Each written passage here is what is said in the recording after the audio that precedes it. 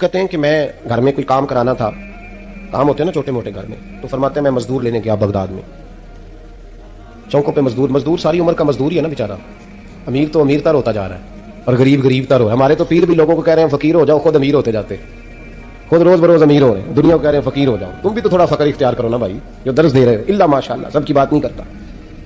فرماتے ہیں کہ میں نا مزدور لینے گیا، بغداد کے چوک میں مزدور بیٹھے ہوتے تھے. میری ان مزدوروں میں سے ایک نوجوان بچے پہ نظر پڑی. بڑا کمزور سا وجود تھا لیکن چہرے پر عبادت کا نشان تھا. ماتھا بتاتا تھا کہ نماز کا بڑا خیال رکھتا ہے. میں اس کے قریب گیا. چہرے بھی بڑا کچھ بتاتے ہیں نا، چہروں میں بھی بڑی رانائی ہوتی ہے. فرماتے ہیں میں قریب گیا، میں نے اس کو کہا بیٹے مزدوری کرو گے؟ تو کہنے لگا مزدوروں میں بیٹھا ہوں تو حضور مزدوری کے لیے ہی تو بیٹھا ہوں. تو میں نے کہا کہ چلو پھر. کہنے لگا نہیں میری کچھ شرطیں. میں نے کہا بتاؤ. کہنے لگا پہلی شرط یہ ہے کہ لوگ 4 دینار دیہاڑی لیتے ہیں، میں 3 دینار لوں گا. میں نے کہا یار بھائی تو بڑی بہترین ہے، باقی بھی اس طرح کی رکھ لیتے. اس نے کہا حضور دوسری شرط یہ ہے کہ میں آپ کی مکمل بات مانوں گا لیکن جب اذان ہو جائے گی پھر آپ کی نہیں سنوں گا. تیسری بات اس نے یہ کی کہ حضور میں آپ کے گھر میں کام کروں گا پر آپ کے کسی سوال کا جواب نہیں دوں گا. کہتے میں نے کہا یار تو بڑا عجیب ہے، شرطیں تو مالکوں کی ہوتی ہیں. کہنے لگا جی بہرحال میں شرطیں لگا کے جاتا ہوں. فرماتے ہیں میں اسے گھر لے آیا. کام میں نے اس کو بتایا تو جو کام مزدور سارے دن میں کرتا ہے نا اس نے 2 گھنٹے میں کر دیا. ہمارے مزدور سگریٹ پینے میں بھی تو آدھا گھنٹہ لگاتے ہیں نا، وہ چائے پینے جائیں تو پونا گھنٹہ. ان کو بھی تو دیانتداری کرنی چاہیے کہ نہیں کرنی چاہیے؟ معاہدہ کیا ہے نا جی، تو پورا اترنا چاہیے نا.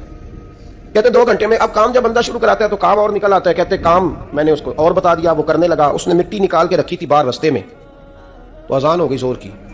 اس نے وہیں کدال چھوڑی کئی اور چلنے لگا. تو میرا بیٹا کہنے لگا اس کو ذرا برابر کر دو. کہنے لگا چپ کر جا، تیرے باپ سے بات ہوئی تھی، جب اذان ہوتی ہے تو میں کسی اور کی نہیں سنتا، صرف اللہ رسول کی سنتا ہوں. کہتے مسجد چلا گیا، نماز پڑھ کے آیا تو دوپہر کا وقت تھا. میری بیوی کہنے لگی اس کو کھانا کھا لے.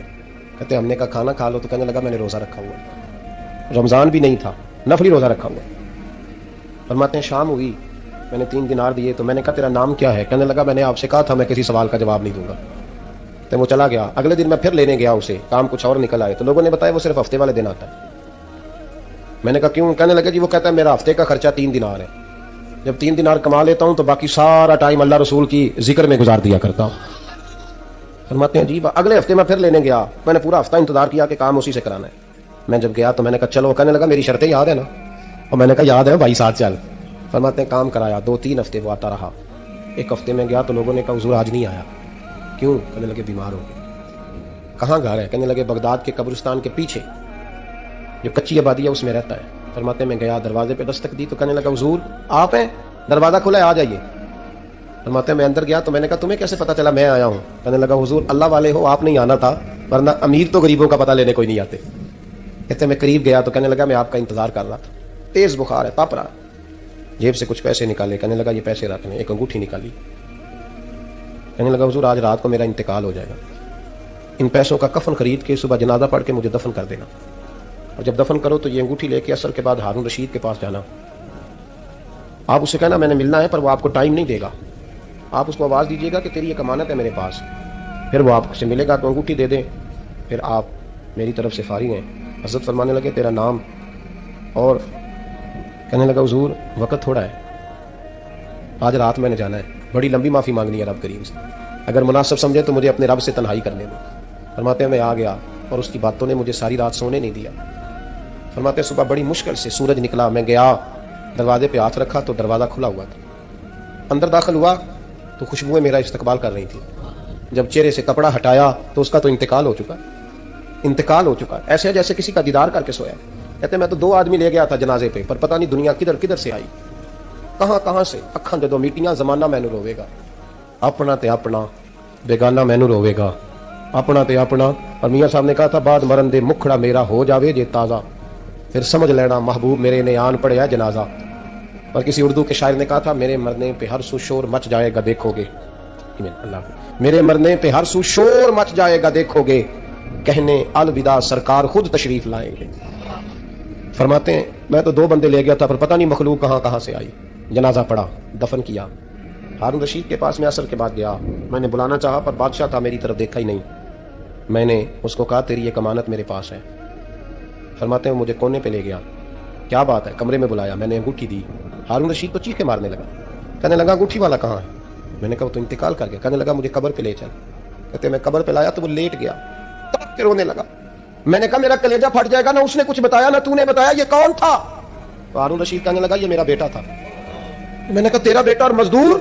کہنے لگا حضور یہ حضرت داؤد تائی کے پاس بیٹھا کرتا تھا، ان کا مرید تھا، مجھے روز کہتا تھا ابا تو نے بڑی دنیا کٹھی کر لیا، مرتے وقت تجھ سے ٹانگیں سمیٹی نہیں جائیں گی، اتنا حساب نہیں تو دے سکے گا۔ میں اس کو سمجھا دیتا، اس کی اماں سمجھا دیتی، یہ روز ہمیں کہتا چھوڑ دو آ جاؤ اللہ رسول کی بارگاہ میں جھک جائیں، ہم سمجھ۔ ایک دن یہ چلا گیا، کہنے لگا پھر تمہارا راستہ اور ہے اور میرا راستہ اور ہے۔ یہ سونے کی انگوٹھی غلطی سے اس کے پاس رہ گئی، غلطی سے ہیرے کی انگوٹھی چلی گئی۔ کہنے لگا دیکھو میرے بیٹے نے آج وہ بھی واپس کر دی ہے۔ پھر تڑپ کے کہنے لگا ہارون رشید تھا تو یہ میرا بیٹا پر میرا مرشد نکلا، میرا پیر نکلا۔ بھائی زندگی تو بڑی تھوڑی ہے نا۔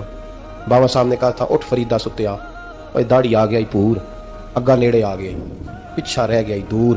اٹھ فریدا ستیا خلقت ویکھن جا، متے کوئی مل جائی بخشیا تے تم ہی بخشیا جا۔ اٹھ فریدا ستیا جھاڑو دے مسیت، تو ستے رب جاگدا تیری ڈاڈے نال فرید، میرا رب ہمیں بھی اپنی بارگاہ میں قبول فرمائے۔ حضرت حبیب اجمی ایک بزرگ تھے، ان کے پاس ایک شخص اکثر آتا تھا، بڑا مالدار تھا، ایک ہی بیٹی تھی، وہ بھی ٹانگوں سے معذور تھی۔ تو آپ اکثر اس کو کہتے ہیں کہ تو توبہ کر، اللہ کی بارگاہ میں رجوع کر۔ ایک وقت ایسا آتا ہے کہ پھر انسان کا جب کوئی اپنا نہیں رہتا پھر اسے مصلی یاد آتا ہے، لیکن اگر مصلی کی عادت بچپن سے پڑ جائے نا تو پھر ذرا آسان ہوتا ہے اللہ سے دل لگانا۔ وہ اکثر آپ اس کو کہتے ہیں کہ ٹھیک ہو جائے، کہ تو بیٹی ہے وہ بھی بیچاری معذور ہے تو کہاں دولت لے جائے۔ آج کرتا ہوں، ہم تاریخیں دیتے رہتے ہیں نا اللہ تعالیٰ کو معاذ اللہ کہ رمضان سے میں نے نیک ہو جانا ہے، عمرہ کر کے آؤں گا تو پھر میں پکا نمازی ہوں۔ خدا کے بندو، کس نے تجھے بتایا کہ رمضان تک تو زندہ رہے گا؟ کس نے خبر کی کہ عمرہ کرنے تک تو بچے گا؟ حضرت حبیب اجمی اس کو کہتے تو کہتا بڑی جلدی ٹھیک ہو جاؤں گا۔ ایک دن سویرے سویرے توبہ کرنے آ گیا، آپ نے فرمایا کیا ہوا؟ تو کہنے لگا حضرت جی کل ایک 15 سال کا نوجوان ملا ہے اور مجھے توبہ کرا گیا۔ مزہ ہی اس عمر میں اللہ اللہ کرنے کا، نبی کریم سے محبت بھی کرنی ہو تو یہی عمر ہے۔ عشق لگا سی کھیڈاں کھیڈ دی نہیں تے پھر مینوں کھیڈاں بھول گئیاں، کجل پایا سی میں یار دے ویکھنے نوں، پھر او دی یاد وچ روندیاں ہی ڈول گئیاں۔ حیدر شاہ اس گلی کدے نہ رول دی پر ہن تے رول گئیاں۔ جن لوگوں نے ابو جال کو قتل کیا تھا ان کی عمر میں 15 سال تھی۔ ہم تو بڑے نہیں نہ ہوتے ساری زندگی، نہ ہمیں کو بڑا ہونے دیتا ہے، ہم بڑے نہیں ہوتے، یہ تو عمر ہے کچھ کل گزرنے کی۔ 15 سال کا نوجوان توبہ کرا گیا تو حضرت حبیب اجمی کہنے لگے وہ کیسے؟ کہنے لگا حضرت جی میں کل منڈی گیا تھا، مجھے کچھ سامان خریدنا تھا، تو بغداد کے بازار سے میں نے مچھلی خرید لی 10 کلو، باقی بھی سامان تب خود لے جا نہیں سکتا تھا۔ تو مزدور آپ کو پتہ بیچارے آج بھی سڑکوں پہ بیٹھے، تو مزدور بیٹھے تھے، تو ان میں ایک نوجوان 14-15 سال کا، چہرے پہ بڑی روشنی۔ میں نے اس کو کہا بیٹے مزدوری کرو گے؟ کہنے لگا حضور مزدوری بھی کرتا ہوں، پڑھائی بھی کرتا ہوں، اور جو اللہ کو منظور ہو اس کی عبادت بھی کرتا ہوں۔ میں نے اسے کہا کہ یہ میرا سامان ہے فلاں جگہ پہنچانا، کیا لوگے؟ کہنے لگا 3 دینار مزدوری۔ سودا طے ہو گیا، اس نے سامان اٹھا لیا، کہتے ہیں رستے میں ظہر کا وقت ہو گیا۔ کہنے لگا چچا اگر اجازت ہو تو نماز پڑھ لوں۔ 15 سال کا جوان، کہتے میں رکھ کے نا وہاں سامان تو پھٹے پہ بیٹھ گیا، وہ نماز پڑھنے چلا گیا۔ باقی لوگ دیر سے آئے، وہ بچہ جلدی آ گیا۔ میں نے کہا بیٹے آپ جلدی آ گئے؟ کہنے لگے نفل چھوڑ دیے ہیں، آپ یہی نہ سمجھ لیں کہ کام چور ہے، میں بعد میں پڑھ لوں گا۔ کہتے ہیں وہ دوپہر کا وقت، رمضان بھی نہیں تھا، میں اس بچے کو نوجوان گھر لے گیا، اور میں نے اپنی بیوی سے کہا کہ بڑا نیک ہے، نمازی ہے، اور راستے میں یہ بھی ہوا ہے کہ میں نے اسے ایک دفعہ کہا ہے کہ یہ مجھے تھوڑی دیر کے لیے دے دو، گرمی بڑی ہے، تمہیں پسینہ آ رہا ہے، میں اٹھا لیتا ہوں۔ کہنے لگا نہیں چچا میں رزق حلال کھاتا ہوں، اگر آپ اٹھائیں گے تو میں 3 دینار مزدوری پوری نہیں لوں گا، میں پیسے کم کروں گا، میں نے طے کیا ہے کہ اٹھاؤں گا۔ تو کہتے ہیں میں نے اپنی بیوی کو بتایا تو بڑی متاثر ہوئی، کہنے لگی دوپہر کا کھانا پک گیا، اسے کو روٹی کھا لے۔ رمضان بھی نہیں تھا، کہتے میں باہر نکلا، اس کو 3 دینار تھمائے، تو میں نے کہا بیٹے ایک بات میری مانو گے؟ کہنے لگا بتائیے۔ میں نے کہا کھانا پکا ہے کھا لو۔ کہنے لگا میں معافی چاہتا ہوں، میں نے روزہ رکھا ہوا ہے۔ حضور نے حکم دیا، حکم نبی کریم نے حکم دیا، بخاری مسلم کی حدیث ہے، فرمایا نوجوانوں اگر تمہارے پاس طاقت ہے تو نکاح کر لو ورنہ روزے رکھو۔ حکم دیا، یا نکاح اور یا روزے، یہ سرکار کا حکم ہے۔ بھائی نفلی روزہ نفس کی قوتوں کو کچلتا ہے، انسان میں نورانیت اور روحانیت لاتا ہے۔ کہتے وہ کہنے لگا میں نے روزہ رکھا ہے، میں اور متاثر ہو گیا۔ میں نے کہا آپ کیا کرو گے؟ کہیں اور جانا ہے؟ کہنے لگا نہیں، میں جس دن 3 دینار کما لیتا ہوں پھر میں مزید لالچ نہیں کرتا، باقی وقت یا قرآن مجید پڑھتا رہتا ہوں یا نبی پاک پہ درود شریف پڑھتا رہتا ہوں۔ آپ بتائیں تو میں نے کہا کہ افطار میرے ساتھ کر لو۔ کہتے ہیں میں اسے مسجد چھوڑایا اور خود میں لوٹ آیا، افطار کے بعد میں اسے لایا، کھانا کھلایا، عشاء پڑھی، اس کا گھر دور تھا، میں نے ڈرائنگ روم کھول دیا، بیٹھک کھول دی، وہیں وہ سو گیا۔ میری 20 سال کی معذور بچی کبھی چل نہیں سکتی تھی، کوئی طبیب کوئی حکیم میں نے چھوڑا نہیں تھا جس کو دکھایا نہ ہو، ایک ہی بیٹی وہ بھی معذور پیدائشی۔ اس کے کمرے میں گئے، میاں بیوی اسے کھانا کھلا، بتایا بیٹے ایک نوجوان ہے بڑا نیک ہے ہمارے گھر میں، آج بڑا پرہیزگار۔ پتہ ہے حضور نے کیا فرمایا؟ نبی کریم فرماتے ہیں جب نوجوان اٹھ کے تہجد پڑھتا ہے نا نوجوان، تو اللہ فرشتوں کے سامنے اس نوجوان پر فخر فرماتا ہے۔ اللہ فخر کرتا ہے کہ عمر دیکھو دیکھو یہ میری بارگاہ، اللہ فخر کرتا ہے، اللہ یعنی خدا خود میرے مجلس بود، اللہ فخر کرتا ہے۔ سوچے تو ہم نے اپنی بیٹی کو بتایا کہ نوجوان اور بڑا نیک ہے، تو کہتے ہیں وہ کھانا کھلا کے واپس آ گئے۔ آدھی رات کا وقت ہوا تو دروازے پہ دستک ہوئی، بچی اپنے کمرے میں سو رہی تھی، ہم اپنے کمرے میں، وہ بیٹھک میں۔ گھبرا کے اٹھے کہ اس وقت کون ہے دروازے پہ؟ تو بیٹی کہنے لگی ابا دروازہ تو کھولنا. کہتے ہیں دروازہ کھولا تو 20 سال ہو گئے تھے بیٹی کو, کبھی اس نے چل کے نہیں دکھایا تھا, کبھی دوڑ کے ادھر جاتی کبھی ادھر آتی, کہتی الحمدللہ اللہ نے میری ٹانگیں ٹھیک کر دی. ہم دونوں رونے لگے, اے اللہ تو کتنا کریم ہے, کیسے ہوا بیٹے سارا کچھ؟ بیٹی کہنے لگی ابا آپ نے کہا تھا نا کہ نیک نوجوان آیا ہے, تو میرے دل میں خیال آیا اللہ اگر واقعی نیک ہے تو اس کے صدقے مجھے شفا ہی دے دے. یا ایھا الذین آمنوا اتقوا اللہ وابتغوا الیہ الوسیلہ. وہ کہنے لگی ابھی میری دعا بھی پوری نہیں ہوئی تو رب کریم نے فضل کیا ہے اور مجھے شفا عطا کر دی. کہتے ہم دوڑ کے اس کے کمرے میں گئے اور جب ہم نے ہاتھ رکھا تو دروازہ پہلے سے کھلا تھا, ایک خط چھوڑ گیا تھا. آج کل کے پیر کی کرامت ہوتی تو فیس بک پہ دے دیتا, باقی کو بھی ذرا پتہ چلے. کہتے ہیں وہ خط چھوڑ گیا اپنے بستر پہ کہ اگر تم لوگوں کو مجھ سے محبت ہو گئی ہے تو میرے پیچھے نہ دوڑنا, اس رب کی بارگاہ میں جھکنا جس رب نے میرے اوپر بھی فضل فرمایا ہے اور آپ پر بھی کرم فرمایا. میرے نوجوان دوستو, یہ جو بچپنا ہمیں لوگ کہتے ہیں نا ابھی بچے ہو, ابھی جب آپ بالغ ہو گئے تو نماز فرض ہو گئی, سچ بولنا ضروری ہو گیا, رزق حلال کھانا ضروری ہو گیا.